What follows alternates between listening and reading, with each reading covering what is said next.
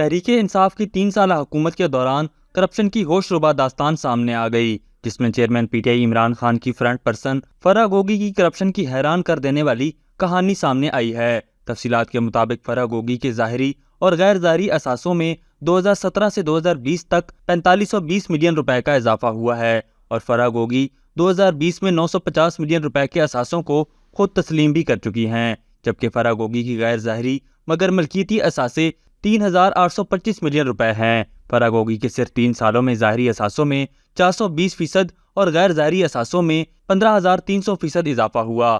یہ اثاثے فرح گوگی کی ذاتی ملکیت ہیں، جبکہ احسن جمیل گجر اور باقی رشتہ داروں اور حصے داروں کے اثاثے اس کے علاوہ ہیں۔ ایس ای سی پی کی ریکارڈ کے مطابق فرح گوگی کئی کمپنیوں میں حصے دار بھی ہیں۔ اس کے علاوہ Ghausia builders, S M C private limited, Al-Buraq housing private limited میں فرح گوگی حصے دار ہیں۔ Al-Buraq foods private limited, Al-Moiz dairy and foods private limited, Dayan properties private limited, doctors clinical care private limited, sanatoria hospital management company private limited میں فرح گوگی کی حصے داری ہے۔ جہاں یہ بات بھی قابل ذکر ہے کہ فرح گوگی، جس کا نہ تو کوئی کاروباری لحاظ سے کوئی تجربہ ہے اور نہ ہی یہ اتنی زیادہ ایجوکیٹڈ ہے، بلکہ شاید اسے تو انگریزی کی 2 لائنیں لکھنا بھی نہیں آتی ہوں گی، مگر آپ دیکھیے کہ وہ کیسے کمپنیوں کی شیئر ہولڈرز بنتی گئی اور اپنے اکاؤنٹس کو بھرتی گئی۔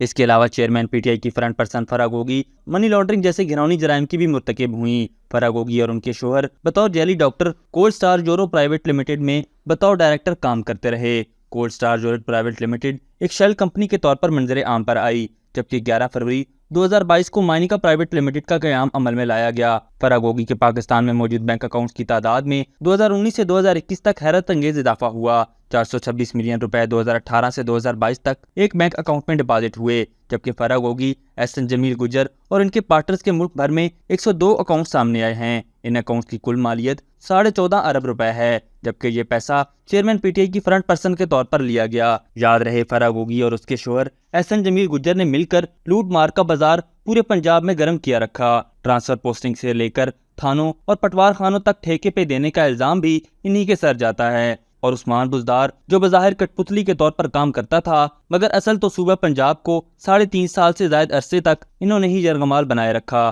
اس کے علاوہ شراب کے لائسنس اور اسلحہ کے لائسنس بیچنے جیسے کام بھی ان کی نوسط سے نہیں بچ سکے۔ پنجاب کی غریب عوام کے جسموں سے نچوڑا گیا یہ ٹیکس کا پیسہ بھی فرح گوگی اور اس جیسے مختلف فرنٹ پرسنز کی اکاؤنٹس کی زینت بنتا رہا۔ اس کے علاوہ پرائیویٹ جہازوں میں عوام کے پیسے سے عیاشی کرنا بھی ان کا مشغلہ بن چکا تھا۔ ذرائع کے مطابق یہ بھی کافی حد تک ممکن ہو چکا ہے کہ اس قسم کے لوٹ مار کرنے کے بعد اب یہ عمران خان اور بشرا بی بی اس پنکی پیرنی کے خلاف وعدہ معاف گواہ بن جائے گی، اور ان کی کرپشن کی داستان بھی عدالتوں میں بیان کر دے گی کہ آخر کس طرح سے یہ لوگ مل کر مقبولیت کا جھوٹا لبادہ اوڑھ کر عوام کے پیسوں پر اتنا ہیوی لائف سٹائل اور عیاشی کی زندگی جیتے رہے۔